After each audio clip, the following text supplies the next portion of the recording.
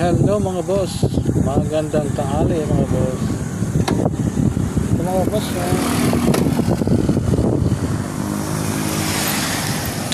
araw ay Tuesday,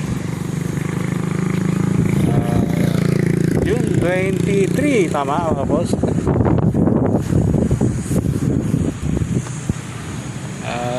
Mga boss, ayaw ko sana bumiyahe mga boss para katamad kasi kumbaga tag-ulan na naman, tapos baha na naman sa kalsada sa Metro Maynila, kaya nakakairita na. Nga lang nakahiga lang ako doon sa bahay, parang manghihina tuloy ako, parang lalagnatin ako mga boss. kaya scroll na lang ako, baka may magandang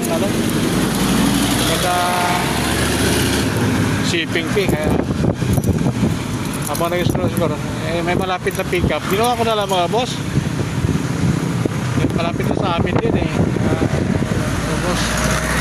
almost 2 kilometers lang ang yung pick up. Kaya ginawa ko na lang ang drop off nito doon sa may harapan ng SM North.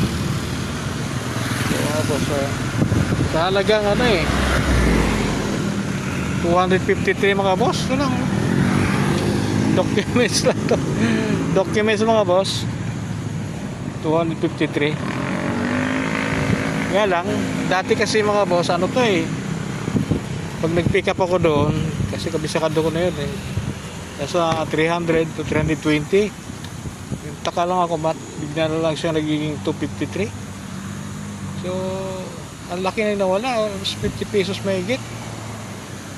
Kahit regular booking yan, ganun pa rin, mga 300. Ewan ko ba nangyari dito. Pero kailangan mo kumita Nga lang, ang problema, 253, naggasolina ako doon ng 150. Sandaan na lang natira, 103. Ngayon, saan pa nilalamog ng commission nyo? 50 mahigit. 50 na lang matira sa'yo. Di ba? Ikain ni Mirinda mo pa, di wala, negative ka pa. Gagawa ka ng paraan para ika naman siya lugi. Kaya may buwan ko sabay 6 km yung pick up. Ito lang, pag napanapit ka nakakuha ng kasabay. So kinuha ko na 2 metros sa laging sabjab. Ito lang mga gusto mga boss, halagang 255. So kung sumahin mo mga boss, may gano'n na yung siguro gano'n na gano'n mga boss.